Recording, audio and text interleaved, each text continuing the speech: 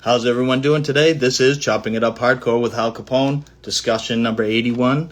Today, my special guest is Artie White, aka Artie Philie, from the amazing epic band Milhouse. He was also in Indecision, Concrete Cross, Celebrity Murders, The Shimps, and he's in a new band called Ready for Death that just put out a new single called Cyborg Priest. Go check it out. It's like thrashy metalcore. Artie hasn't missed a beat. Dude's just a juggernaut in the vocal thing. Crazy, but super pumped. Took a little break, couple cancellations, but I'm back in back at it and ready to do the hardcore thing. So as soon as he jumps on, we'll get going. Hope everybody's good. Like I said, I took a little vacation down to Florida. It was nice. There's a lot of green down there. In New Hampshire, my grass is turning green. That's about it. The trees are still bare as hell. Some nights at 30 degrees still. So, but like I said, hopefully everybody's good though. I'm gonna probably take a few breaks here and there, like between these talks, just because like I said, I'm trying to get to 100, 102, maybe. And then try to get into something else. So, Artie should be jumping on any second.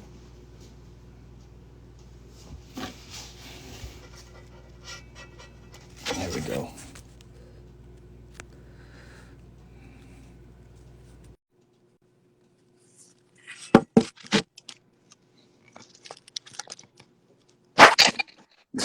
Hey. Hey, what's going on? I don't know if I should do this way. No, that doesn't. That looks fucked up. Yeah, there we go. Yeah, let me fix mine. I'm a little off. So thank you so much for taking time out to do this. I appreciate it. I know we had a little mix-up earlier a couple weeks ago, but... Oh, there was no mix-up. I was shitting my brains out. I was like, I think it was food poisoning or some stomach flu. I was like on my back for 2 days, so it's my fault. I'm totally sorry. No problem whatsoever, definitely. I understand because I know how that goes, believe me. I've had food poisoning a bunch of times, especially from fuck Burger King. So yeah, the Impossible Whopper is totally impossible. But like I said, once again, thank you for taking time out. I know we're both fathers, and it's tough to get some time, out, especially now that you're in a new band too, and being a father and working and etc. So I really appreciate you taking time out. No, thank you. It's cool. It's fun. Usually the first question that I ask, it's kind of a two-parter, is what were you listening to for music as a kid, and what got you into hardcore after you were listening to that stuff as a kid? Well, as a kid, like as a little kid, and not many people, that are younger than our age would know what this is, but I sort of discovered, well, first I discovered like MTV, Mm-hmm. and like the music my mom was into, like Led Zeppelin and Black Sabbath and stuff like that. And then I discovered MTV, and then I discovered the Columbia Record and Tape Club, where you send in a penny and you get like 12 cassettes. And then I realized that you could just make up names and send those in, and then you could get like 12 more tapes. And there was no credit check or anything back then, so I was like 10 or 11 years old, getting like, every new wave tape at the time, and every like whatever I got into, and then so I was listening to basically everything I could get my hands on, literally that I could get my hands on, and then I got into punk and hardcore around like 13, when there was this guy. He was a friend of my mom's. He used to sell my mom pot, I believe, and he would come over and I would go through his tapes and everything that he had in his car, and I would just like, 'cause I was just hungry for stuff, and through him I got into like Dead Kennedys and Sex Pistols, and I remember he had Circle Jerks and Butthole Surfers on one tape, and that was like my first, where I was like, this is insane, and then I just went from there. But I was kind of primarily into like new wave and goth and stuff like that in high school, and then got into punk and hardcore through that, and then I got into metal through that. So I got into metal much later compared to a lot of my friends who got into hardcore after they discovered metal. So, but whatever, it's all the same. It's all that I can render on my brain right now. Yeah. Now, I know some people get into punk kind of through skateboarding. Did you ever do the skateboarding thing too? Because I know there's always a bridged gap between, I hung out with skateboarding kids, or I started skateboarding and then all of a sudden I listened to punk and hip hop and stuff like that. Yeah, no, I hung out with a lot of skaters, but I have no like athletic ability to speak of. So I would skate and I could get from like point A to point B on a board, but I couldn't do any tricks or anything. I would just kind of get around. And yeah, I was not much of a skater, but I definitely like rocked like a skater haircut and wore like Vision Streetwear and all that shit. But I just, yeah, no, I was a poser. As far as skating, poser. Now, at what age did you start going to shows? I mean, how did you get, exposed to going to hardcore shows and stuff like that as a kid? Yeah, I didn't know much about anything. I was 15, and I went to see my first show was December of '89. I went to see the Dead Milkmen at Stony Brook University, and that was great. And I didn't know what I was getting into. I was just like, I had been to see like The Cure and like big concerts at like Giant Stadium and shit, Nassau Coliseum. But so I was going to this thinking it was something similar, and I was like, asking my friends that I was going with who were like a little bit older. I'm like, where do you sit? And they were like, no, that's you're not getting it. And then they were like, be careful of the pit, stay away from the pit. And I was like, oh my god, what is the pit? It sounds terrifying.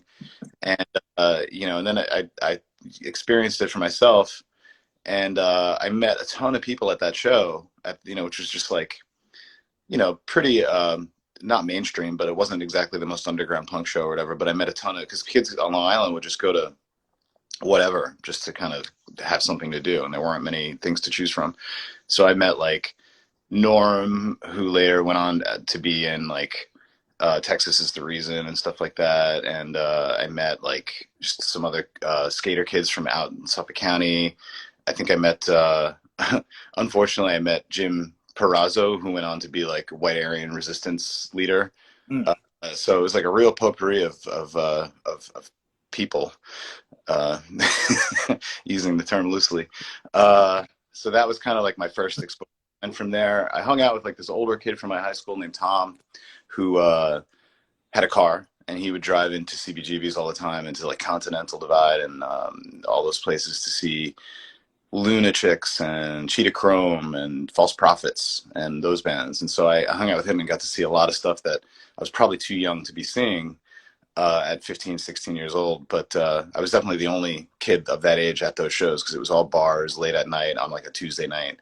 And my mom was just like, all right, make sure you're home by 2:30 a.m., which is somewhere, like, I remember that being my curfew and being like, all right, got it.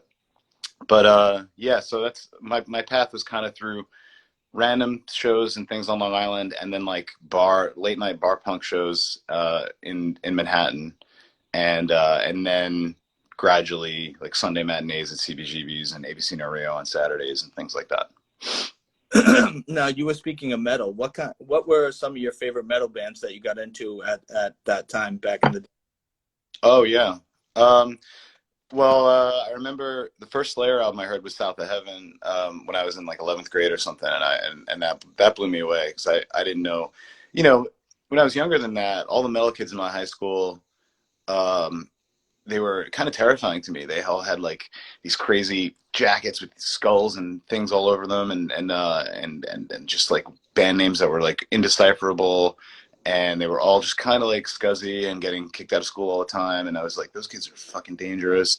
And then, I became friends with most of them. Like Derek from Neglect terrified me when I was like, before I knew him, and then I got to know him, and he's just like the sweetest dude.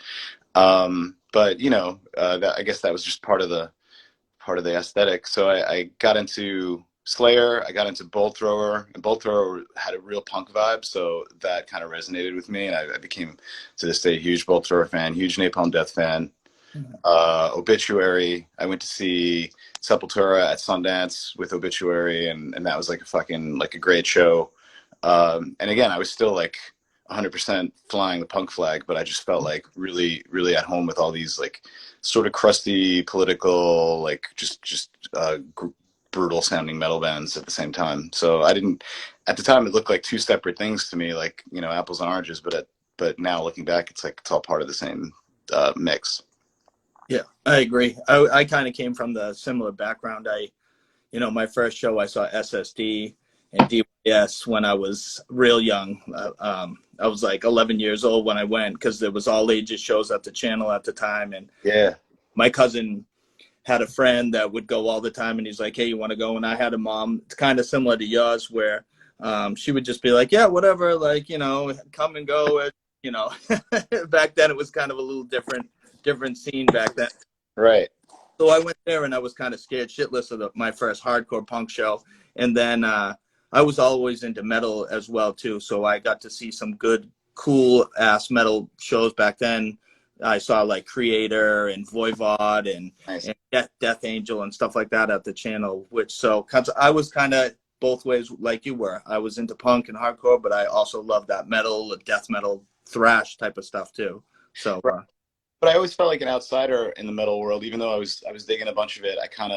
I wouldn't wear like, this gets into the politics of being a teenager in the 90s. Like I loved Creator, but I wouldn't wear a Creator shirt because I was, oh no, people will think that I'm like a poser or whatever. And, it's just stupid. But I would have killed to see Death Angel. That's pretty cool that you got to see them back then. Yeah, it's funny. I just saw a post that said, what was it? Their first album, was it called Ultraviolence, 35-year anniversary, like yesterday, the day before. Nice. That's awesome.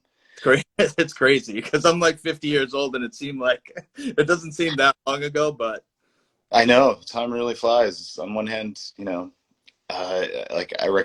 talking about the 90s, which was shit, yeah, over 30 years ago. But so much of that is just vivid to me, still like in my memory. But I'm not, I don't know. I'm not one of those guys that's like stuck in the old days, just trying to relive my Al Bundy days. But but it is fun to look back on. I'm pretty fortunate. I got to see a lot of cool shit and experience a lot of cool shit. You too. yeah, it's definitely been a fun ride. I wanted to ask you about going on tour, especially European tours and stuff like that with bands. Was it before you were even in a band that you were going and helping these bands on tour? Yeah, I did. I wouldn't call myself a roadie because I didn't really do anything that useful. I was more of the merch guy and just kind of like the extra pair of hands on a bunch of tours in Europe and in the States. My first trip to Europe was with Mind Over Matter from Long Island, and I did it again with Bad Trip, and kind of just ran the merge and helped them maintain all that stuff, and just mostly went along for the experience. They didn't pay me or anything like that, so it was just like, I was 18, 19. This was like free trip to Europe, so it was great. And then in the U.S., I toured with in '94 with this band Garden Variety from Long Island. Who that rings? Okay, so and those are cool guys. That was a totally different kind of tours. It was very like indie punk at the time, and 3-person band, and only one person in the band had a driver's license, so I was basically an extra driver. So that was also fun, and that was a great experience too, which kind of gave me another view through the prism of like all this kind of music, so I got to kind of see a lot of stuff that I wouldn't have seen otherwise, like Dazzling Killman they played with, and like not the VSS, Angel Hair, and bands like that I otherwise wouldn't have been exposed to because I was just going to like hardcore shows in New York. Yeah.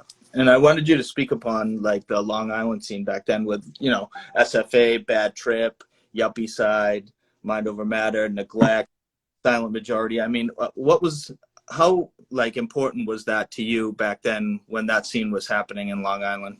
Oh, I'm wearing my Rick Ed shirt now, actually.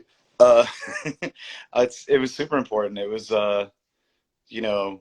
it sort of happened really organically too. It wasn't calculated or anything like that. Like, the shows on Long Island were like, there was all sorts of bands that played Long Island, but they didn't happen often. So everybody went to every show, no matter what it was. It could be like Citizens Arrest, or it could be like, Disciplinary Action and Vice Grip or Neglect or whatever. And like all these, and everybody went to everything, and it was fun. And I just wanted to contribute in some way. Like I wanted to kind of be involved.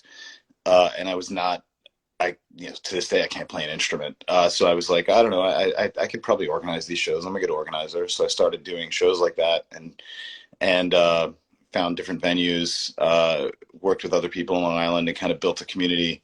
I didn't build the community, but the community kind of coalesced around the shows that I was sort of organizing. So I'm trying to be careful and not take too much credit because it wasn't me. It was like a whole group of people. But as more and more bands came to Long Island, when they realized they could make money coming to Long Island and not just playing, going from like Philly to Manhattan to Boston and like just totally bypassing Long Island, as more bands started to come to Long Island, they then all the kids on the island started to see a whole different mix of bands that were playing, and formed bands around, based on what they saw. So that created a really vibrant scene on Long Island, and a really diverse scene too, in that sense of musical styles. And then Wreck Age kind of came along. Wreck Age was doing some cool stuff. Wreck Age was Amber Green and Pavlos. They were a couple, and they lived in Manhattan, and they had been doing a label in Europe, and then they moved to Manhattan and started putting out local bands in Manhattan, starting with first they started with like Necrostidia from Philly, and then some other bands, and then Bad Trip, and then they kind of like drilled down on the New York scene with Bad Trip and Might Over Matter, and they put out the second Madball 7-inch and stuff like that. So the scene that they sort of inadvertently were cultivating kind of jogged with the scene that was happening on Long Island at the same time, and we just kind of fell in with them because Mind Over Matter played the Continental, and they happened to be there, and they were like, "Oh, we'd love to put out a record from you guys." And then through that, they got to know me, the Silent Majority guys, the Neglect guys, and all that, and started sort of fostering that scene inadvertently. And then it was super important. It was super serendipitous. It was like we were really lucky to have, I mean, there were other labels on Long Island that were doing stuff, but they were like, this was like a label based in Manhattan that had non-Long Island bands, and they were like, they felt very big time, even though in retrospect it was a totally indie punk label. It was just like, felt really cool to kind of be part of that, and it validated everything that we were doing on Long Island. It made us feel like, oh, we're not just like assholes playing to each other all the time and like, kind of jerking each other off. This was like, oh, wow, we could go on tour. Why, other bands go on tour. Why couldn't we go on tour? And Wreck Age kind of brought that to life, in a way that we hadn't thought about it before. And you mentioned Yuppie Side too, and Yuppie Side was huge. It's one of those weird bands that just like never really got a foothold nationally, but like in New York, they were like one of the biggest bands at one moment, and they were like so theatrical, such a mix of styles put together into one, and like so artsy, but also really hard. And like they were a huge influence on me personally, and I know a ton of other bands too. They could fit on any bill and like just dominate any crowd. They were great, but they never, you could go 300 miles west and people are like, what? I don't know. Yeah, I agree. I like diversity we're talking about. I mean, Long Island had Sons of Abraham too, and VOD was kind of like a different style than those other bands too. That's what I'm saying. Like it seemed like I'm kind of jealous. I mean, I'm from the Boston area, so I was exposed to all that stuff, but it seemed like Long Island had such a great scene. And mentioning Sons of Abraham, I feel that band doesn't get enough credit because they were really good. I mean, Termites and a Smile was like awesome when I first got that album. Yeah, that was a good record. And they kind of started out as like a novelty thing, like, oh, this will be funny, let's do a Jewish hardcore band. And but Beck is a great songwriter. Love him or hate him, whatever you think about Glassjaw, he's a fucking great guitarist. So he really brought that to life. They should have done more, but a lot of bands, they sort of burn out real quick before they get a chance to really hit it. But Boston was a cool city. A lot of people know all the big Boston bands, but I loved like Sam Blackchurch and Only Witness, like the weird Boston bands, the weird sort of outsider bands, or what felt like outsider bands to me.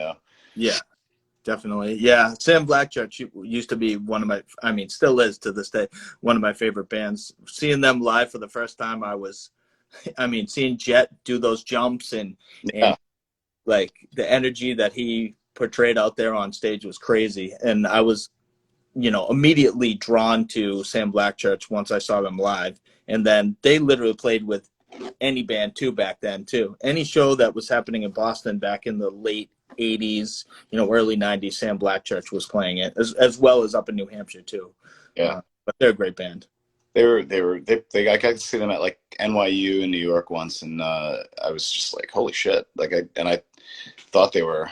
I just assumed they were a New York band, and when I bought the record, I was like, oh man, I'm never gonna get to see them. I wanted to speak about the shows that you set up, the Angle and P-Wax shows and stuff like that. What were some of your favorite shows that you booked, and what were some of the favorite, your favorite bands that you saw live at those venues that you kind of had a part in?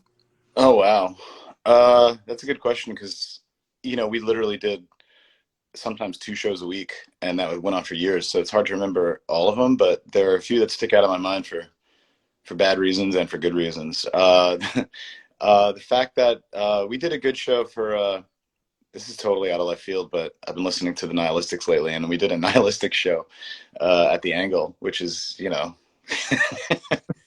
what you're gonna get. Yeah. Like them and the Berserkers, and the Berserkers are like hands down to this day my favorite band from Long Island that ever came out of Long Island. And I'll fight anyone that has a different opinion. But it was like them. It was Nihilistics, Berserkers, and I don't remember who else played at the time. But the Nihilistics basically just, and I was 18, so I was just like excited about any band. It was like like I wanted everybody to see all the bands that I liked. So I was like, let's have the Nihilistics play, but I didn't know that they would just like physically and verbally just assault the crowd the entire show. People were like terrified, and a few people were like into it, like some of the kids who had seen some shows in the '80s and stuff, or the older kids were like into it, but everyone else was like, what the fuck? And even the people at the club were like, yeah, you can't have this band come here again. And I'm like, I know, but like, let's just get through it. And they came up to me and they were like, when they agreed to do the show, they were like, yeah, just give us like $100 or whatever. And I was like, okay. So I think at the end of the show, I had like $150 or something like that. I had some really lame deal with the club where they didn't pay out a lot for the, because I was young and I didn't know any better, but I was like, yeah, just whatever. So I was like, here, I got you guys like $150, and I was all excited. And they were like, you promised us $500. And Oh, like, Jesus. yeah, and Mike, the bass player who went to my high school, ironically, he's like, Ron, get over here. And he calls over Ron, and they corner me, and he's like, you motherfucker, you had us come down here and drag our shit all the way here. And then I'm like about to fucking, like, I got nobody around me, I got no friends. They corner me in some dark room, and then they're like, we're just fucking with you. It's fine, thanks. Let us know when we can come play again. I almost shit. Jesus.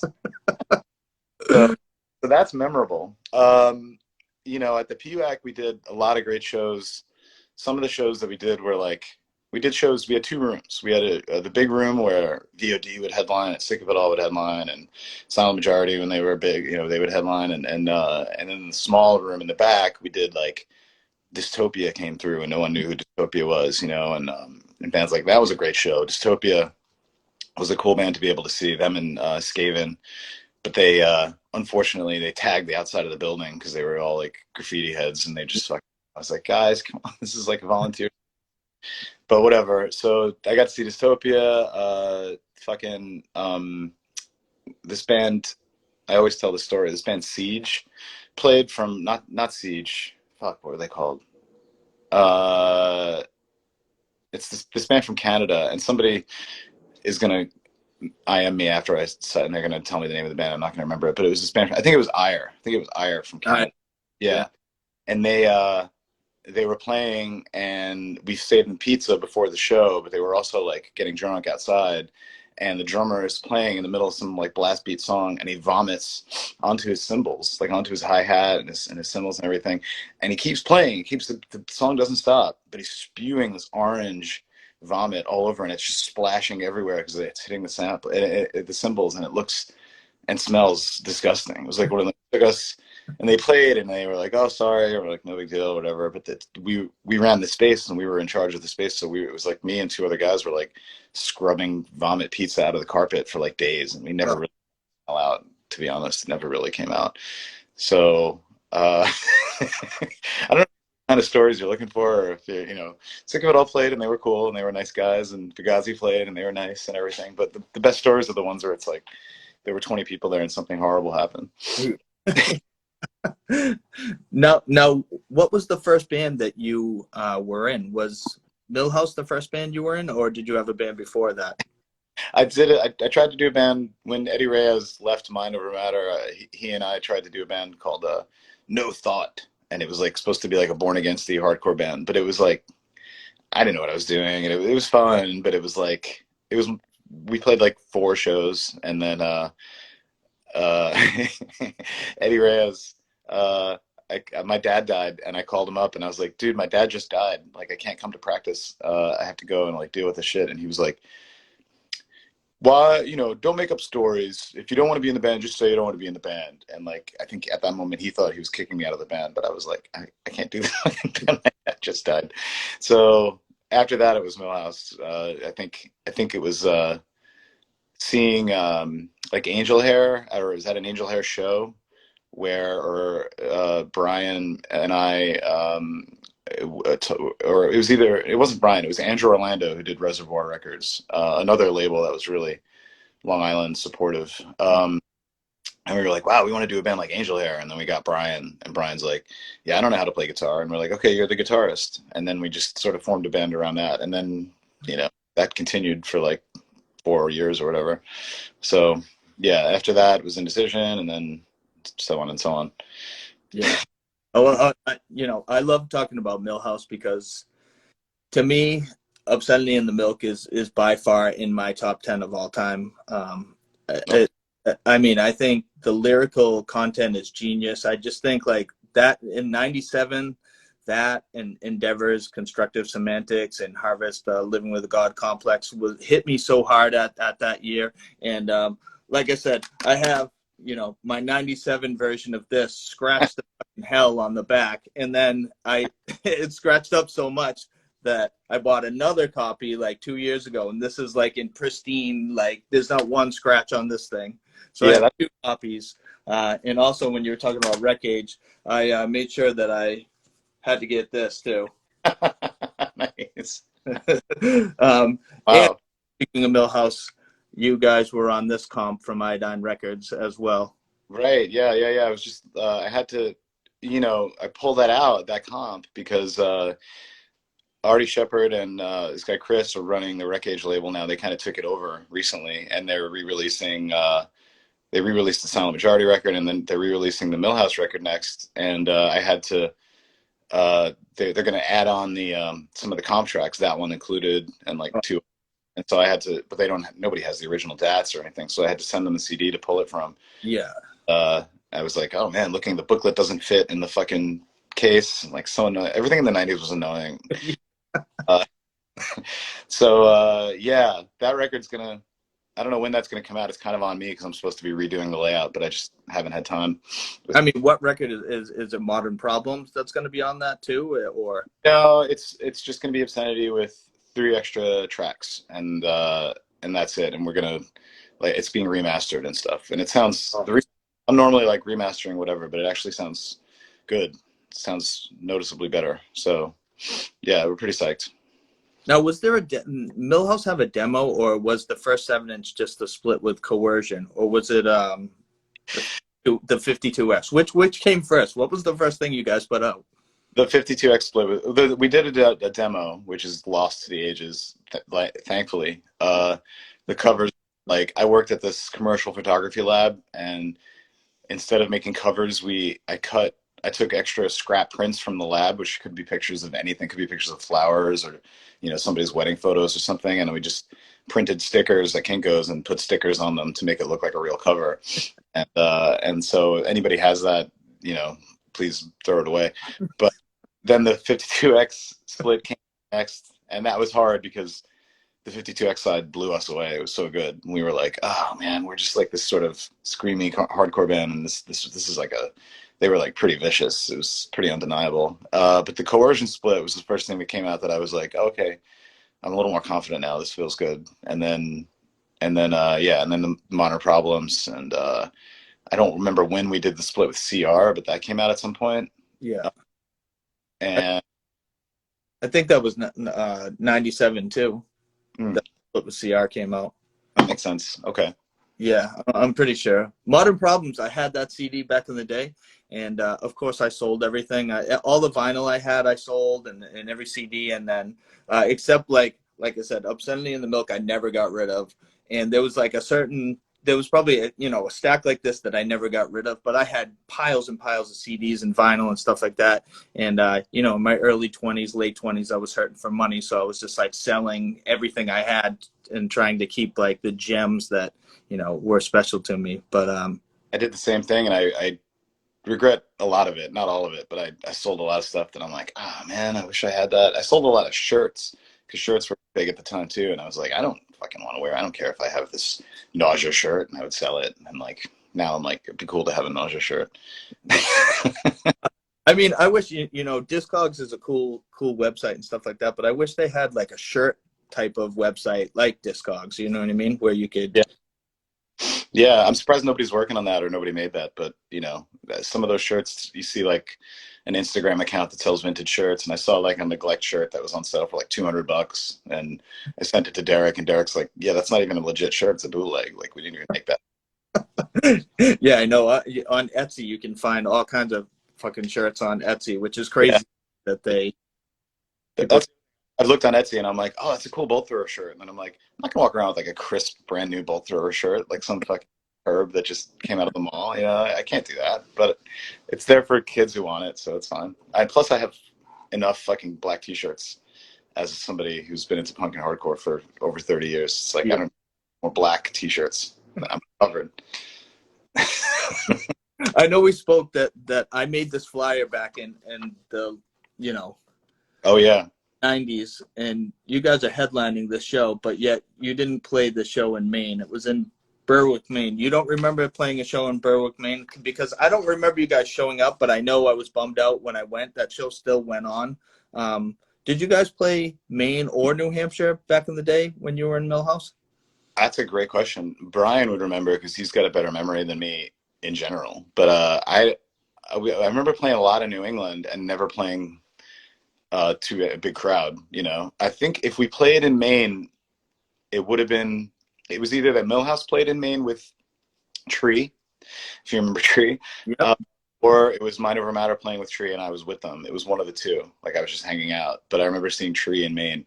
But I couldn't say for sure. I remember playing Club Babyhead, but that might have been with Indecision. Mm. And it's been so many years and so much shit has happened, and I've drank a lot in that time, so my brain cells are just like. Well, I do remember seeing Milhouse once, but I'm pretty sure it was in Worcester, Massachusetts when I saw Milhouse. That makes sense. I remember Worcester. I think we played with the Pist or something, or a band related to the Pist, like ex-members of the Pist or something. Yeah, I think that might have been the show that I saw. It was either at the Space or the Espresso Bar in Worcester. I can't remember which one it was though. I think it was at the Space that I saw you guys play at. Which, I mean, you probably have no idea since it's been so long. Yeah, I wouldn't remember names of venues, but I do remember playing Worcester with Celebrity Murderers later. I remember that too. So I don't know, but I don't remember where that was either. That might have been in like a basement or something. Yeah. Or that was at the Flywheel. Where was the Flywheel? Yeah, in Western Massachusetts. That's in Western Mass. Yeah, that I remember. I don't know why that's in my brain and other shit isn't, but go figure.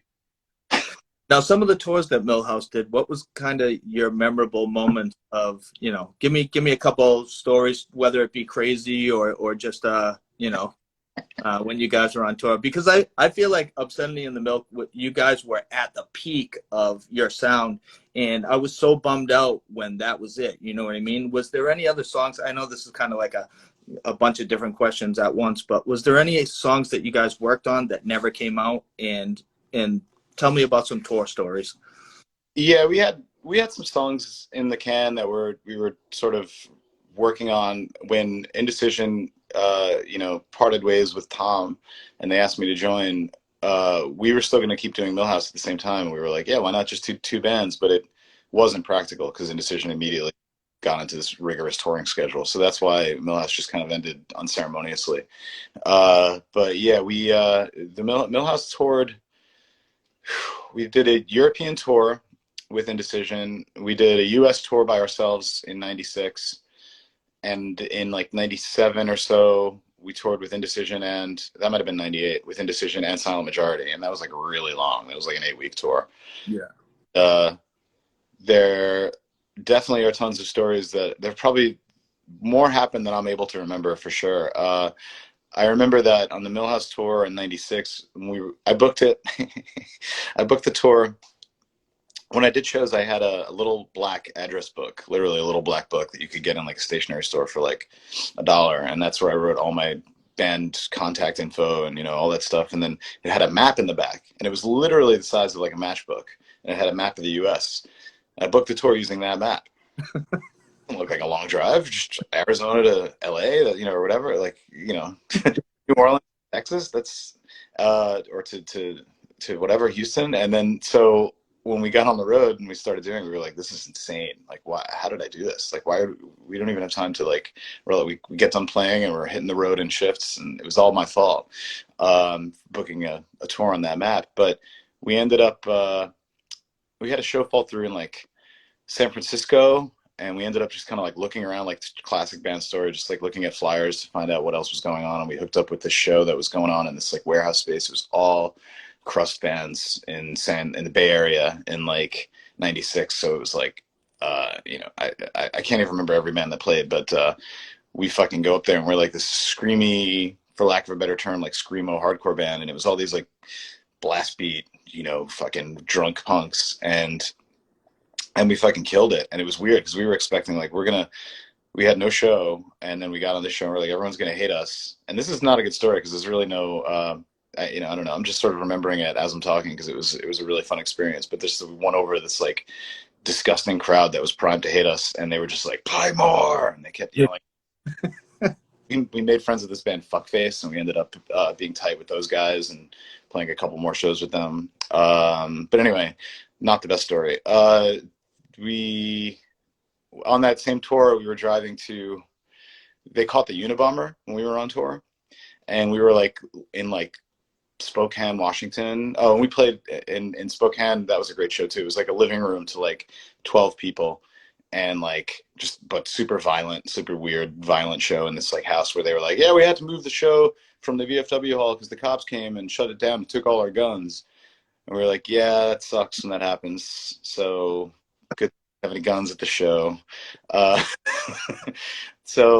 but that was a great show. And then years later, I ended up being friends with the guys in that band, Sexvid. I don't know if you've ever heard of them. And they were like, we saw you guys in Spokane in '96. And that had to be like half of the show was that band because nobody was there. But it was great to see like kids from that show go on to do other things, and that's kind of the beauty of like punk rock. It's just like, sort of Johnny Appleseeding stuff around the country. But anyway, they caught the Unabomber, and we were like, well, we're going to be in Montana. Let's go to the Unabomber's town, where they caught him. And we did. And we found it on a map, and we drove, and it's like this one strip town. And it had only been like a week since they had caught him, and already all these stores had like, whatever, Montana, home of the Unabomber shirts. And to this day, I'm not buying one, but they were in like every storefront. And we were just like eating in this diner, and we're like, did you know the Unabomber? Like asking people, were like, get out of here, you're fucking weird. We're like, we're just smelly. It's just like, crusty kids, and like asking people about the Unabomber at gas stations and stuff. And then, yeah, also not a good story because nothing happened, but that was kind of a fun experience.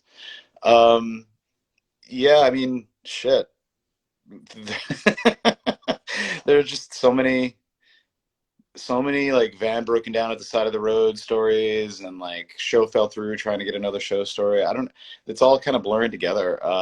But we in general had a great time, and we like it really like all the guys in the band and in the other bands we toured with became like really close friends just by, we fought a lot because you're literally living in a van for for in some cases months, and sort of sniping at each other, but like, kind of built friendships that have lasted now through the rest of my life. So I wouldn't trade the experience for anything. I wouldn't want my own kids to do it, but I'm glad I had the experience.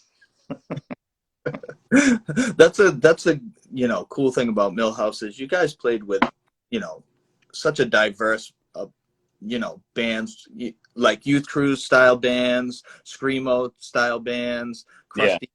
I mean, you saw an array of different styles when you played.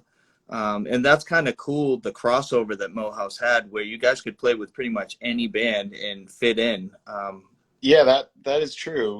We never really said no to any shows, so we ended up on a lot of weird shows that we definitely were the odd band out. We played with VOD and Crown of Thorns in Syracuse, and it was really surreal. Like we were just like, we had a good show or whatever, and then like Crown of Thorns comes on, and they're like, "This song goes out to Milhouse," and we're like, never thought I'd hear that come out of his mouth, but here we are. Uh, so, yeah, we did. We were so weird, and that was kind of like goes back to what I said about Yuppie Side and even other bands like Butthole Surfers. It's like you're so weird that you could put you with anybody and they might hate you, but they might love you. But it's not like you're gonna only play with bands that sound like Butthole Surfers or Yuppie Side because there are none. Yeah, So if we hit that vibe, then I'm totally psyched about it. yeah.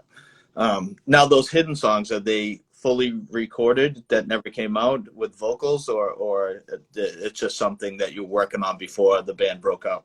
Yeah, we were like just dicking around before the band broke up, and I don't even think I ever got to the point where I finalized the lyrics or anything. So those are lost to the ages. I'm sure after this, Brian will message me and be like, "I still got the songs, like let's do it." But I don't, um, yeah, we were supposed to play. In theory, we don't have anything planned, but when this record comes out, we're supposed to actually play a show. That'll be interesting because that's I don't remember any of the lyrics, so I'll have to relearn those. And also, a lot of the lyrics are about sort of situations and people that are not really relevant to my life at 47 years old. So I don't know. It's going to be kind of like awkward singing about like, ex-friends and ex-girlfriends and, stuff like that. It's like, Yeah. I, uh, Now, can you speak upon your time in Indecision? I know you guys were touring, and that they kind of were having problems, and you joined as the vocalist. yeah. How was that for you? I know. Release the Cure was more kind of your thing, and the first album you were on kind of wasn't. Is that correct? No, it's more, once I joined, it became pretty 50-50 between me and Justin. Justin is I think it was 100% Justin's music and lyrics prior to me joining. And then, when, not like I'm so skilled at anything really, but I came on and I was like, and I think it took a load off Justin to be like, here, I got this new song. And I was able to just like kind of play with it. And he could focus on writing other stuff instead of writing words to it too. So yeah, we sort of shared the lyrics once I joined. And so the first one, the To Live and Die was like a couple of re-recorded songs and a couple of newer songs that were like I wrote that song Dead and he wrote this other one. And then we collaborated with lyrics on like To Live and Die in New York or whatever. So it was like, and then Release the Cure was like, all right, I got lyrics to this one, you got lyrics to that one, blah, blah, blah, blah, blah, back and forth. And that was kind of how it went. So it was weird joining that band because they were a very established band at that point, thanks to like Wreck Age and thanks to their own touring schedule and just playing so much locally. They were another band that never said no to a show. So they were just always fucking out there. So when I took over for Tom, and there was some animosity there too, which wasn't, now we're all great friends. Even, me and Tom are friends and everything, but it was like, it was awkward at the time. So it was like this competition, Yeah. like which version do you like better? And it was very silly, but it was hard because I had come from Milhouse, which was this kind of weird, screamy, you know, like antagonistic themed band, and Indecision was very much like a sort of group sing along. Everybody's, let's all whatever have a good time kind of band, but with quasi political lyrics. So it was like I was able to do it, obviously, but I felt weird about it. I felt like I was sort of an imposter for the first, like my first show with them was I forgot what it was called. It was some big fest in New Jersey with like, like all the big bands at the time. It was like Sick of It All and whatever, Underdog Reunion and all these other bands, and and we were like, we played first, but it was still played to like more people than I'd ever played to in Milhouse. So I was like, fuck, it was like a trial by fire. So from there, it got better. But it was still like a while before I felt like really comfortable, just like kind of, um, being saying like I'm in Indecision. It was just like I felt for the first like 6 months, I felt like I was filling in. So, Yeah. but when we hit the road and we were on tour for months at a time, then I was like, fuck, this is my band. Like, Yeah. guys, like we're just like we felt like Black Flag. We felt like we were just like us against the world, because we were fucking broke all the time. We were like literally stealing food to eat and stuff, and we were just to make it to the next show. Yeah. But it was a good time. It was a good experience. And then, like I said, familiarity, breeds contempt. So we just, after all that time in the van, we just fucking exploded and broke up on tour. And there was really no other way it was going to end. We weren't going to be like, yeah, we're going to just move on to other musical project. We just fucking got in a huge fight and broke up. Yeah. But that's all way water under the bridge. Now, were you a fan of Indecision? Went back when, let's say, the Shutdown Indecision 7-inch came out. Were you a fan of that, or Unorthodox before you kind of went on tour with them? Yeah, no, they weren't really on my radar until that Samaritan 7-inch came out, and they sent it to Wreck Age. And Pavlos at Wreck Age was like, "What do you think of this?" and handed it to me to kind of look. He's Greek, so that's my Greek accent for you. And I was like, "Wow, this is like really good." Like I would have just written them off based on, like New York. Like they put a record on Back to Basics, so I was like, "Forget it." Like I'm not interested. Uh, but when I got to know them and I read the lyrics, I was like, oh, this is like a really good band. And so at the time, Wreck Age wanted to do the Exit label, which focused more on straightforward New York hardcore or like New York hardcore adjacent bands. So Pablos was like, we want to do this maybe as the first release, and I was like, sounds good. And then they did that and Trip Face at the same time from Long Island, who I knew, and yeah, so I was totally a fan. I was very much a fan, and Milhouse and Indecision ended up playing a bunch of shows together because we shared Rachel. Rachel joined Indecision around the same time, or shortly after she joined Milhouse. So we were able to kind of just collaborate a lot. We covered each other's songs at one point, so there was a real we were all in the same club at that point. Yeah. Now, what came next? Was Celebrity Murders after Indecision? Mm-hmm. Was your next? Yeah, Celebrity Murders formed because after Indecision, I moved to Baltimore, and I lived in Baltimore for a couple of years, working at Reptilian Records, and just kind of,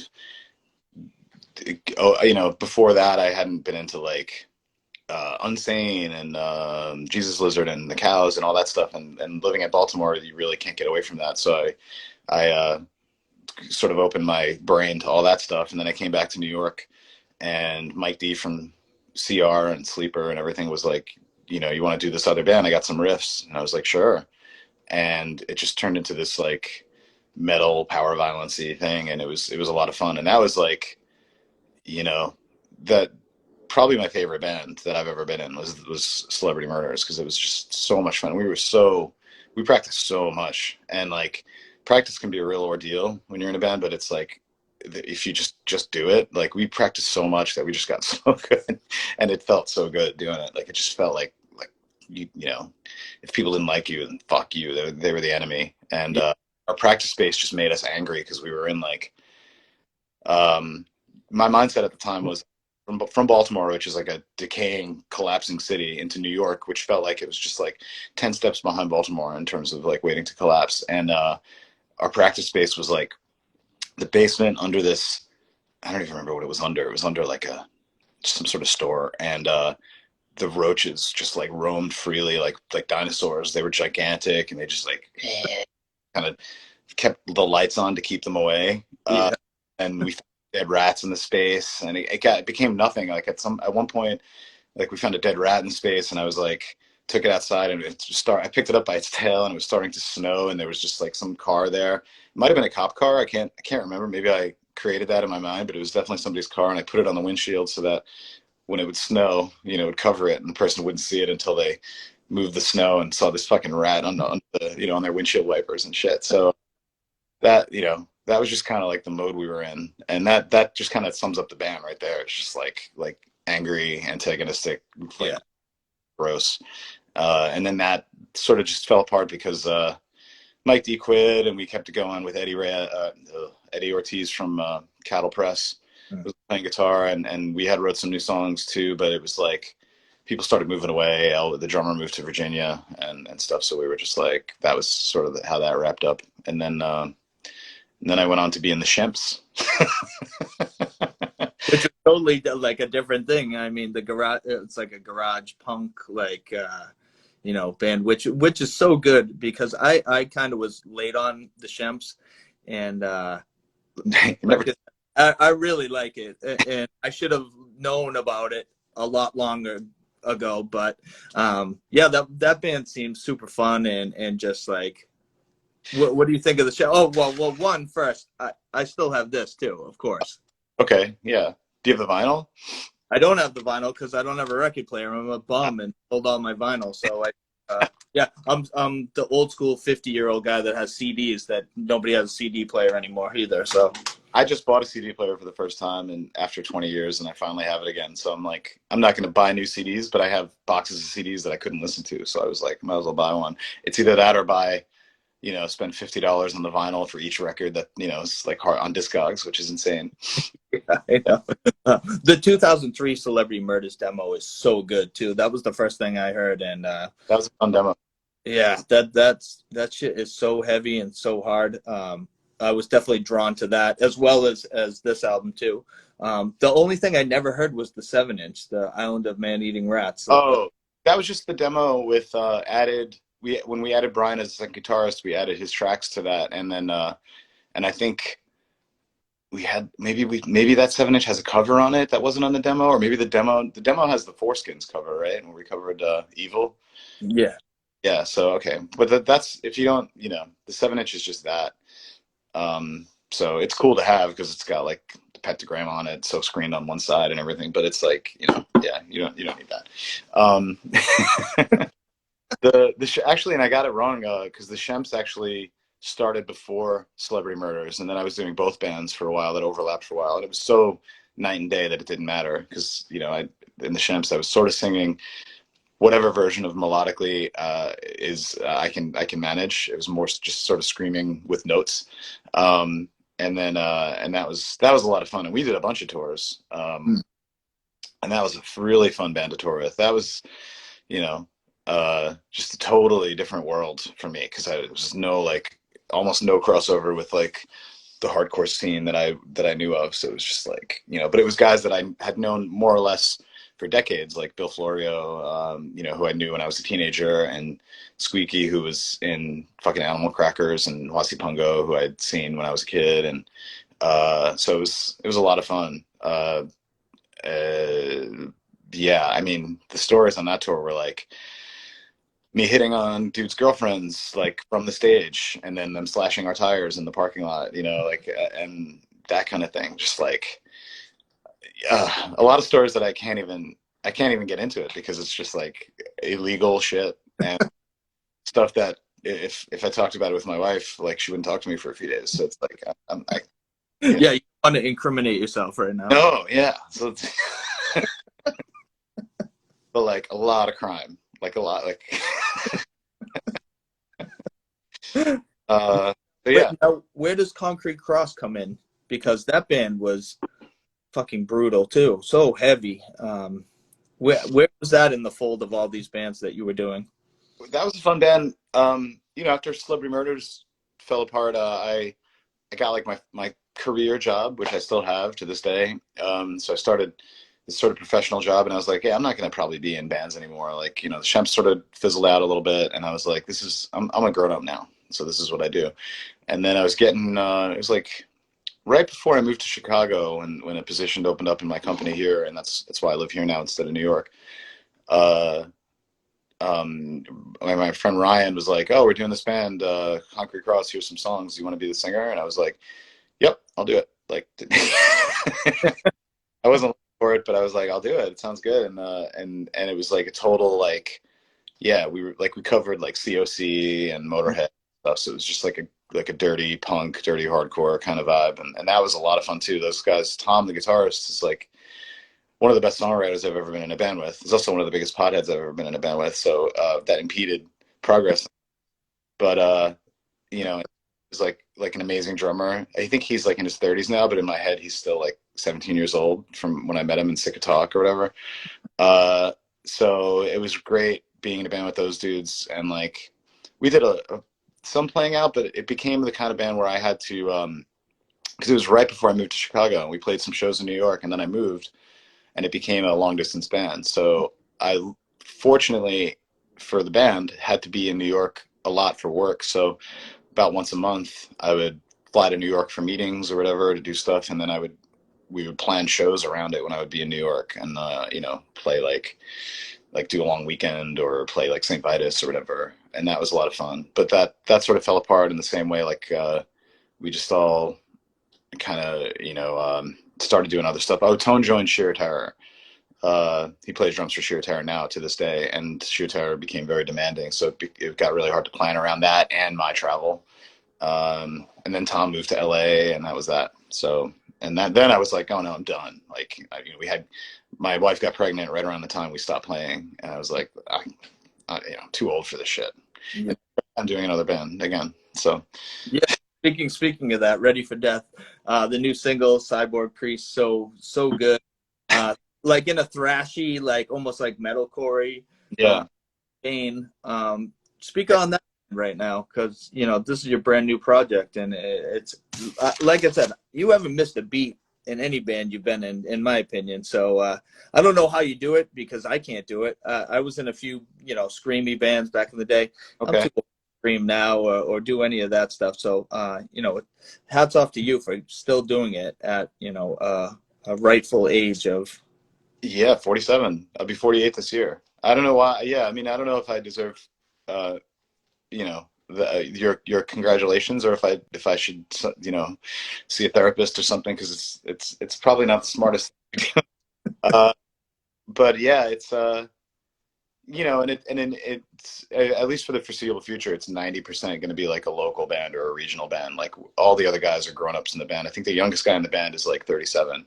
So, everybody else is like in their 40s, and the guitarist is this guy Dallas, who is one of my great friends now.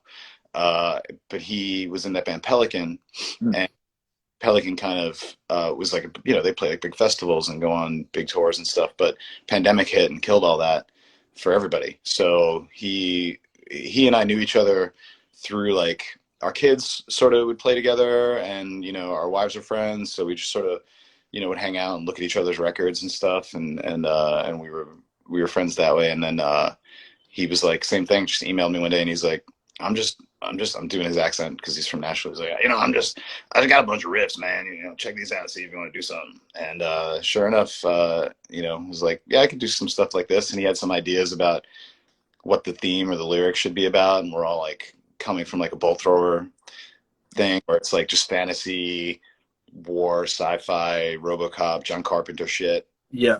And we were like, yeah, that sounds like a lot of fun. So he came up with the title Cyborg Priest. That was like the first song we wrote, and I wrote the words around the title. And then, another song at the same time we wrote that's called Vaporized. And then we just started writing songs, and we got together with, he already knew Dan from this band Race Trader from the 90s, if you remember them. Yep.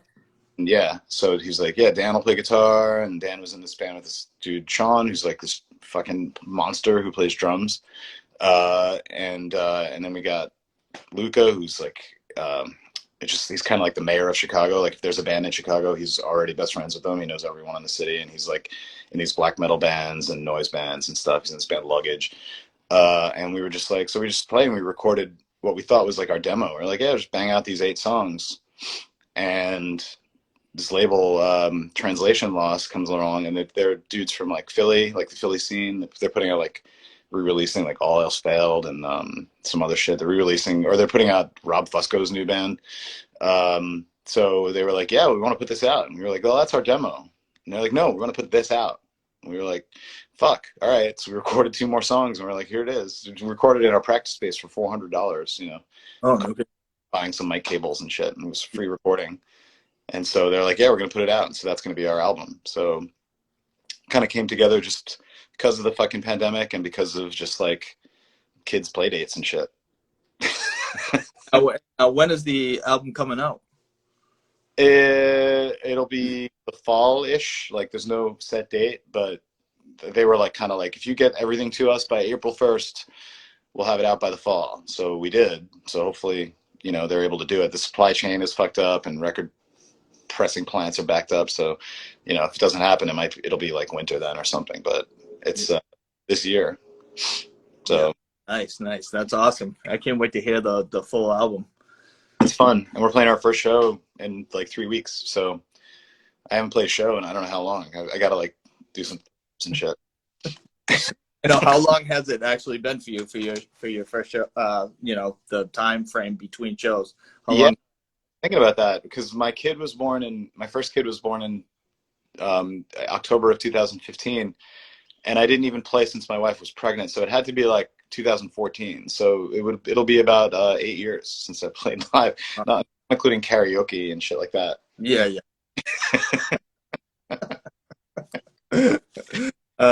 Well, I don't want to keep you too long because I know Sunday it's family day for me. Luckily, I have all day because my family's in South Carolina right now. They did a quick little drive down there from New Hampshire to go see my wife's mother. So, oh wow, yeah. So I had the house to myself. But I know, like, if I had my daughters here and my wife, it would be a madhouse, like always.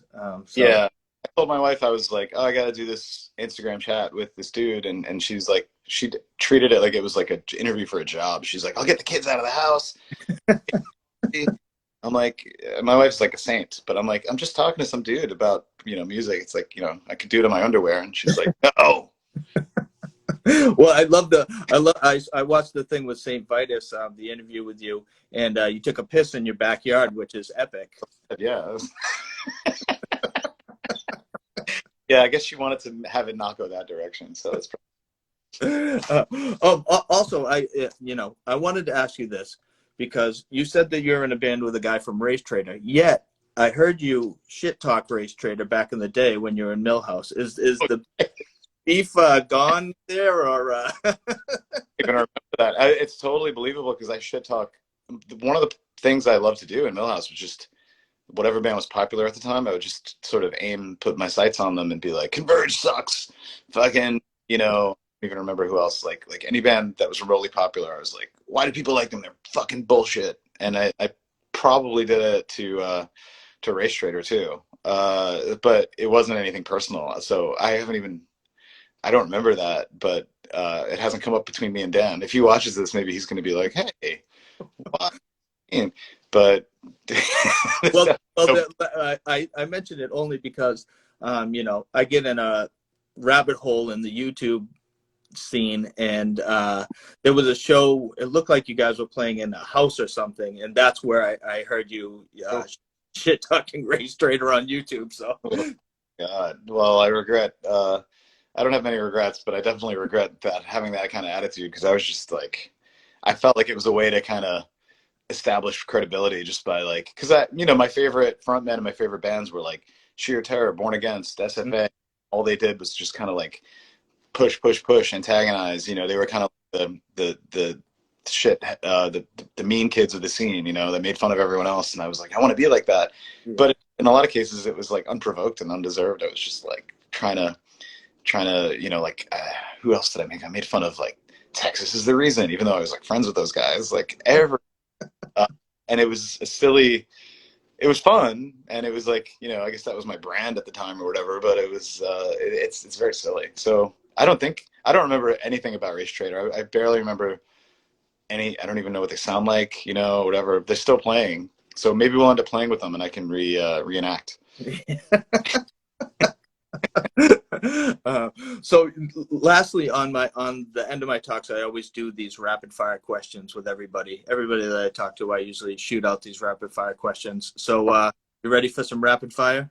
Yeah, I'm walking around so I can turn on the light because it's suddenly getting really dark in here. Um, fucking Christ, oh, fucking Christ. Yeah, okay, rapid fire it up. All right. My first question: all-time favorite New England punk hardcore band for you, all time? Oh, New England. Shit. I mean, I guess I got to go with. Fuck, that's a tough one. This is not rapid fire because I'm not answering rapidly. I guess I got to go with Sam Black Church. You know, I can't think of another band that's sort of. I mean, Gangrene. Mm, I like Gangrene a lot, but somewhere between those two. I nice. know the guys in the bands are a little bit dicks. That band Mind Eraser was a good band. Here I go again. Number two, what was your first punk hardcore show you attended? Which I think you already answered, but I'll ask it again.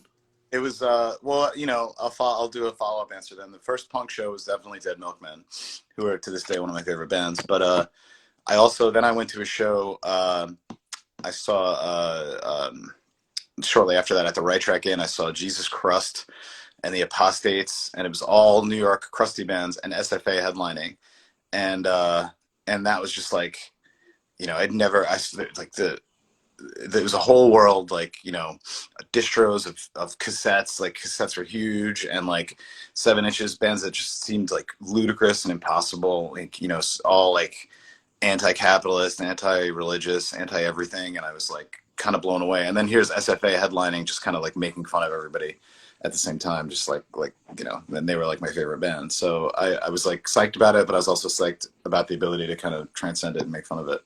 So, and I was like 17. Nice.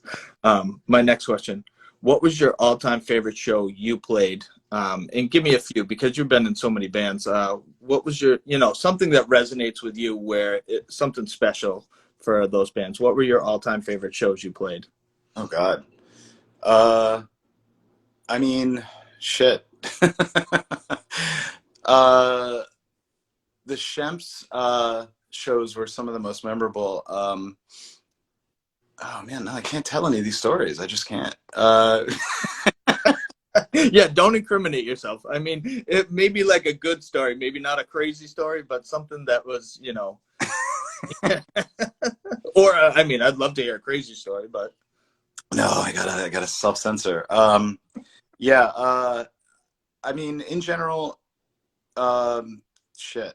You know, every show that Celebrity Murders played on Long Island specifically was like a great show. It was like just kind of felt comfortable being like, you know, like Long Island sucks. It's like a terrible place, but some of my oldest and dearest friends are there. So going to playing shows at that time period, surrounded by like old friends and playing like just this like just really cathartic, violent music was like one of the best times. I always look forward to Celebrity Murders playing on Long Island. I don't have any really great stories about that, except there was a show I guess we played with this band. Fuck, this is a New England band, I think. Like even not even worse, but like something worse, or I don't remember. Do you know who I'm talking about? no. With like the worse in the title, and they were like kind of like a punk hardcore band, and their whole thing was just like to kind of be like the dicks of the show, you know, which is like, okay, I respect that. But they were like throwing things at everyone and throwing bottles and stuff, and kind of like trying to, like, they thought they were like the tough outside band there that was gonna whatever, and they were like threw a bottle at us while we played, and it either hit Sean or Mike when we were playing, and either Sean or Mike, like, I could fight, but I'm not like tough. I wouldn't consider myself tough. Yeah. But these guys are like tough, and they both like dropped their instruments, and it became like almost a brawl with this band. If I can remember the name of the band, and I think years later we were like squashed it, but at the time we literally like chased them out. We made them load their equipment up and just fucking get out, like, you know, under threat of violence, and it was like. I was like, this feels weird. Like, I feel like a bully. Like, you know, even though these guys were like dicks, but they didn't know. They stepped in over their head and they were like, "Fuck, all right, we just got to get out of here," and Yeah. like sort of like chased them out of Long Island. So that's I don't know why that's the story that popped into my head, but you know, all the stories that I remember seem to involve like fights and like bad things happening or good things happening that are bad to talk about. We Indecision played in Europe. We did a lot of fucking extensive European touring, and everyone in Europe at the time, maybe still, smokes. They all like fucking just, smoke. It's just like, yeah, it's like a culture that, I don't know how everyone in that country is still alive, but, or in that continent.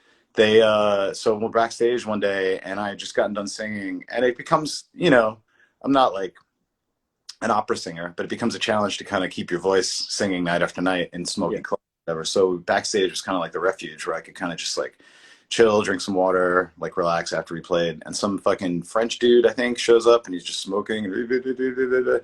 And Justin just lost it. And I watched Justin just pick this guy up and throw him over a table. Like, he asked you not to smoke. Because I was like, oh, could you please put that out? And the guy was like, oh, you are straight edge, motherfucker. You do straight edge keys. And I'm like, I'm not straight edge, dude.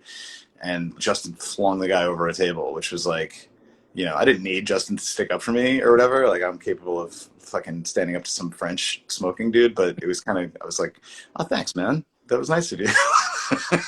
As the dude like limps out of the room, for some reason, those are the only stories I'm remembering. So after this is over, I'll probably be like, oh, there was that amazing story that changed my life and is really inspirational, but I don't know. Oh, that's all right. I'll keep going. My next question, what was your all-time favorite hardcore punk show you attended that you didn't play, that you went to and were blown away by? Oh, all-time favorite is hard. But shit. I saw Napalm Death, and this is sort of like when I was still new to metal. And I went to the show to see, I think, it was a CBGB's matinee. And I went to the show just because I was like, oh, it's a CB's matinee. And I kind of knew who Napalm Death were, but I didn't know much about anything else. It was them and like Marauder. And like, it was like a really weird show.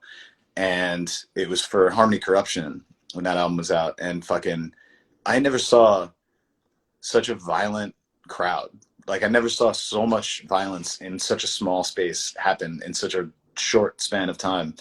And I was like, just astonished. Like, I was blown away, not in a great way. Like, I wouldn't want to do that again and see that again. But I was like, it left such an impact. Like, I watched fucking dude from Marauder just swinging a wrench around in the pit and and Napalm Death just slaying it, just delivering it in that CB's sound system in that small space. And just like, I don't know how I fucking like, like it,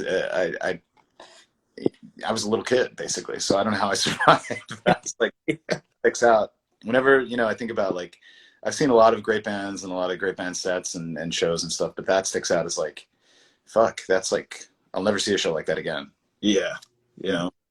Yeah. I posted a flyer about the Accused from the band from Seattle, the Accused. Oh, I love the Accused, yeah.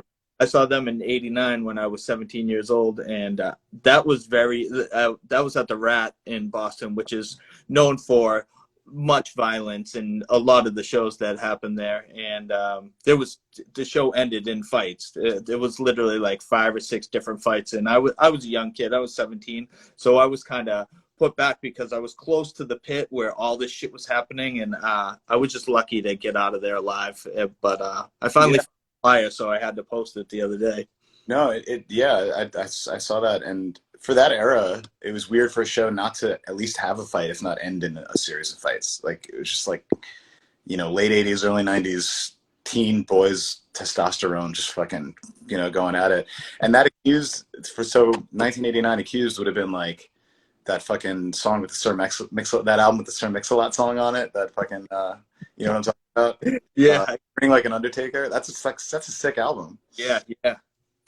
Actually, I don't know. They must have been working on that before, because I think like Martha Splatterhead's Maddest Stories Ever Told was like that was the tour they were touring on. I think that was right before what is it called? Grinning with an Undertaker or something like that. Is that what that's called? Yeah, like an Undertaker. Yeah, Yeah. like an Undertaker. Which I love that band. That band still holds up today. The Accused rocks. They're great. I didn't get that last thing they put out. It's still in stores, and I flip past it all the time. But I should probably pick it up. But I have every.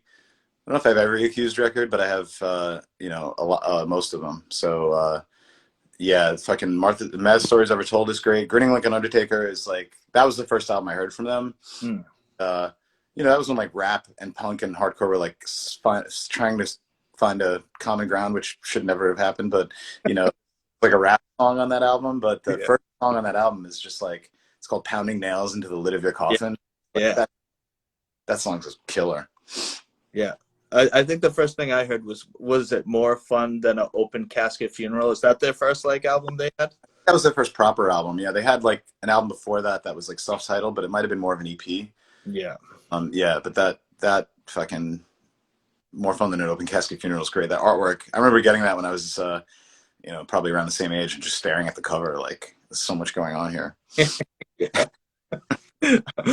All right, I'll keep going. I don't want to take up more of your time. My next question. I'm a big movie guy. I watch movies all the time. What was the last movie you watched? Oh, the last movie I watched? Hold on. We tried to watch Batman last night and fell asleep. We got about halfway through it. The last movie had to be oh man, it's I watch movies with my wife after the kids are in bed with a couple whiskeys in me, and then I like sort of space. I can tell you the last movie I saw that really disturbed me was this movie, The Nightingale. Did you watch that? I've seen that. Yeah, I've seen that. Yeah, I don't ever want to see it again. Yeah. I didn't know what I was getting myself into when I started that. Yeah, no, we didn't either. We have a thing, when you have kids, it's like it gets hard to watch movies where kids get killed, and it's like it's upsetting on a different level. Not like it's ever cool to watch kids die, but it's like, oh, I don't know if I can sit through this. I just want to relax. I don't want to be tense. So we're like, oh, The Nightingale. This just sounds like a weird colonial, an adventure. And nope, it's several kids dying, several rape scenes, like that would be. yeah. So I don't know if that's a great answer. Yeah, Batman was my last one. I watched it last night. I got through it the 3 hours. It's long. It's so long. There's a lot of talk. Super long. My next question. I'm a big hip hop guy, more 90s hip hop and boom bap stuff like that. If you were into hip hop and you're listening to hip hop nowadays, what have you been listening to for hip hop? Oh, I work out at home, and my workout is like a boxing workout. So hip hop is better for boxing because it's not like ferocity; it's all rhythm and like sort of whatever. Just sort of keeping up the pace. So I still occasionally listen to like punk and metal, but I have like a hip hop boxing mix that has mostly like EPMD and KRS and stuff from that era, and like like Wu-Tang Clan and Tim Dog, and then I don't go much past that. I don't really know anything, like I get lost. I'm like, and it's all, I don't really. I like the sort of political, social themed hip hop, and that's a very white person thing to say because it's just like, yeah, right on, fight the power. But that's better than like just fucking gross sex shit. Like it's I don't know. So I kind of I don't know much about hip hop past that era except for like Immortally. Or what's that dude? Mortal Technique. Mortal Technique. Yeah, that dude and Nas and stuff like that. But it's very like few and far between after like early 90s. Yeah.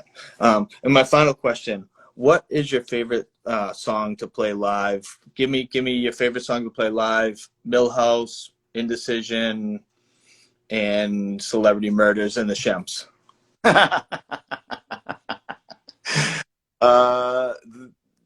Milhouse had a song called Insect Colony. That favorite song of all time right there. Yeah, and that was a fun one because we wrote it to have no ending, so we could just fuck around and do whatever we wanted at the ending for a long time. So I would like start riffing on like Nick Cave lyrics or Bauhaus lyrics or whatever, and it would just go on. Sometimes we'd drag it on for like way too long, like 10 minutes, and just like, just sort of collapse. And it was really, a lot of this music is built around catharsis, so it was really just a good feeling to just kind of like blow it all out. And I feel like every band that I've been in has kind of like a just like sprint to the finish song like that, just like fucking all right, here we go, the last song, and just fucking like Hallowed Be Thy Name and Indecision was like that kind of song. It's just like final 30 yards or whatever. But yeah, I mean, Celebrity Murders had a song called The Headache, and that was a fun one to sing because it was like different. It wasn't as power violency. It was more like it had almost like a punk vibe, and that was like a really fun song to play because I wrote the lyrics just on the train on the way to record it, and they just kind of fell into place. And then I always loved kind of just singing the lyrics, and just like fucking. It gave me a break during the set, which wasn't just like it was like you know. So I always, if we ever play again, I'd be psyched to play that song again. I don't think we will though. And Shems, give me your favorite Shem song to play live. The Shemps, we all our songs were fun. We had a song, and I don't remember what song we did this during, and I don't know why we did it, but we did a song where we took a break, and in the middle of the song played Uncontrollable Urge by Devo, and then we came back into our song. I don't remember what song it was, but then at one point we did, and somebody's going to correct me if I got this wrong, but at some point we did our song into Uncontrollable Urge, into Gigi Allen's Don't Talk to Me, and then back into our song. And I don't know why we thought that was a good idea, or how we did it, or even what song it was. But the playing a Gigi Allen song was like good. That was fun. That was probably the only time in my life I'll cover a Gigi Allen song, and we also covered, regrettably, perhaps, "I Don't Like You" by Screwdriver, which is the pre-racist Screwdriver, but still Screwdriver nonetheless. So that was kind of fun. I remember we were like psyched to play it because this is in the early 2000s when everything was about like being edgy and being like, oh, fuck you, we're going to do it anyway. We don't care if you don't like it because we're not politically correct, and that whole dumb attitude. But we were like, we're going to play Screwdriver tonight. And we rehearsed it, and we show up at the show in Albany to play it. And this band, The Jury, was playing too. And as we pull up, they're playing that song. We were like, fuck, got beaten to the edge punch. Jesus. It's a different era, though. I wouldn't do that today, So yeah. And lastly, I forgot to ask about the samples on Obscenity in the Milk. One of the greatest samples is the Roger and Me Rabbit sample. Was that you that came up with that sample to put that in there? Yeah, all the samples were kind of my idea, except they were supposed to be, or if I had been let loose, there would have been like twice as many samples on that record. There would have been samples during songs, after songs. It was, the other guys in the band were like, stop, just get it. And so they kept the ones that they thought worked. So yeah, that was me. I think I taped it off like my TV, like with a handheld cassette recorder, and we used that recording for the album. But yeah, that was me. That was like I said, those are some of the greatest samples on any hardcore album because they go well together. It's not just like you said, you wanted to put a bunch more, but it kind of goes together, I feel, because some albums that have samples just all over the place don't really work, and I feel those samples really worked with all the songs that were on that album.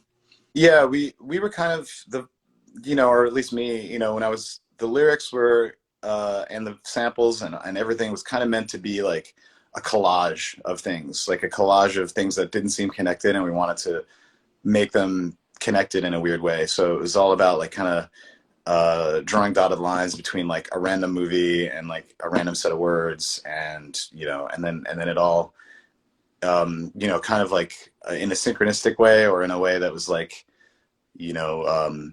automatic writing or something, where it was just like very stream of consciousness, kind of like, and then when you look at it on paper, it all makes sense, and it might only make sense to you, but you had to I had to do it in a way that it worked, and I had to be like, all right, is it full of shit? Am I full of shit, or does this really make sense? Is this really about something? Or is this really tying together? And if I was honest with myself, then it was good, and it was good to go. So yeah, the samples were a big part of that. But you know, it was the '90s. Everybody loved their movie samples and their fucking weirdo samples. So Speaking of the reunion, I mean, and you said that you don't really remember the lyrics. I mean, there's a lot of fucking lyrics in those songs. It's pretty elaborate lyrics. Do you have to kind of go back now and study that if the show happens again? Because between you and Mike Olander from Endeavor, I mean, he's another one that packs in a shit ton of lyrics in a small amount of time, like you. Is that going to be a hard sell to get back into that? it might be, you know, when Ready for Death started playing, and I showed up to Dallas's house to kind of do some scratch vocals. They were like, he's like, you got to stop. Like, there's too many words in here. What are you trying to do? You're going to give yourself a heart attack. You don't need this many words. Like, it's got to rock. And so we had to like cut stuff out. So the song actually rocks versus just a fucking vomit of, you know, syllables. So, yeah. So if Milhouse does the show, we'll have to do a few rehearsals where I can get back up to speed. I mean, pace wise, physically, cardio wise, I can do it, but it's going to be remembering like how it all fits together versus just like, you know. Well, I want to thank you so much for taking time out to talk to me. Like I said, it's been a long time. I wanted to reach out to you a long time ago when I first started this, but I'm just glad that we could get together and you know, do a chat and you know, speak about Milhouse and all your other bands that I feel need more shine, and people, you know, that watch this can go back and listen to some of your old bands and listen to the new band that you got going on right now. I think it's very important to this scene, and I want, like I said, hats off to you. Everything you've done, I've loved. So thank you again for taking time out. No, thanks for the support, and just, you know, that's very flattering to hear, because I don't, you know, like I said, at least a year ago, I was like, done with all this shit, and I'm like, no, but it doesn't matter. Nobody's gonna remember it anyway. Who cares? And so to have like some interest is like cool, but to, you know, the way you're putting it is very flattering. So thanks, and yeah, I'm just psyched, and hopefully we get to play out there with Ready for Death, and you know, the Milhouse thing happens, and it'll be fun. And then, you know, I'll be until I fucking have to live in a wheelchair, or I'm like on my deathbed or whatever. Keep doing some version of this. Which is great.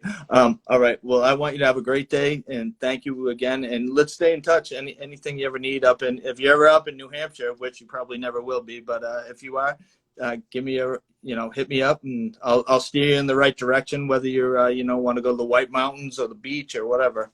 It's very, I have good, one of my oldest friends, Bobby from the Warped Weeble Wobbles, lives in, he teaches at UNH, and he's right in South Berwick. So there's a very good chance I might be out there at some point. Awesome. All right. Well, have a great day, and thank you again. Okay. Yeah. You too, man. Take care. All right. You too.